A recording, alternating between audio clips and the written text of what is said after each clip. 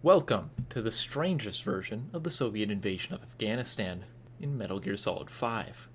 This game has no real bearing on this video other than being set in the Middle East and for background footage.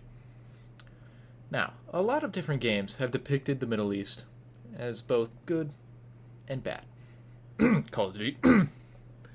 But this video is not about the depictions of the Middle East, but about the impact of video games in the real Middle East. Despite the unfortunately popular opinion of the Middle East being technologically backwards, the Middle East has had video games for about as long as everyone else.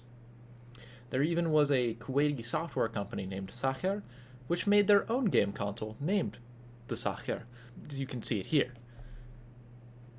It ran MSX and Sega Genesis cartridges, as it was kind of a combination of an MSX and a Sega Genesis.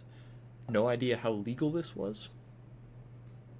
Unfortunately, Sakher was handicapped after it had to leave Kuwait for Egypt due to the Gulf War. Many of its best minds had not come with them to Egypt, leaving them with severe brain drain that would leave them out of the video gaming market forever. To fill the void left by Sakher, bootleg versions of Nintendo and PlayStation systems would come fill in. Also at this time, arcades remained popular places to enjoy games.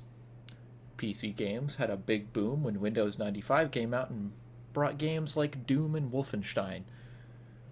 After those came internet cafes, which brought PC gaming into the multiplayer space with games like Counter-Strike. While gaming in the Middle East is not fully mainstream today, as its prevalence changes from country to country, just like here, video games have exploded in places like Saudi Arabia, likely due to its incredibly young population, with over 70% of people there being under 30, according to Equitive.com. As video games have become more mainstream, governments have taken notice. The New York Times reports that Saudi Arabia will invest $38 billion by 2030. This massive investment shows how video games are now a big part of life in the Middle East. It's not even just the more stable and rich countries in the region enjoying video games. There was this Syrian guy on a server I frequent. Unfortunately, he was kicked or banned a while ago, so I couldn't ask him for a comment. But this shows that even in the midst of a civil war, still enjoy some video games.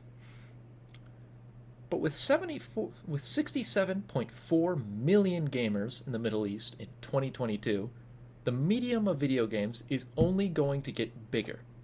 In fact, the gaming market is expected to earn $2.65 billion by 2027. Just a couple years away, according to ARPay.com. Not bad for a region that started with one homegrown console and bootleg mainstream consoles as their only options.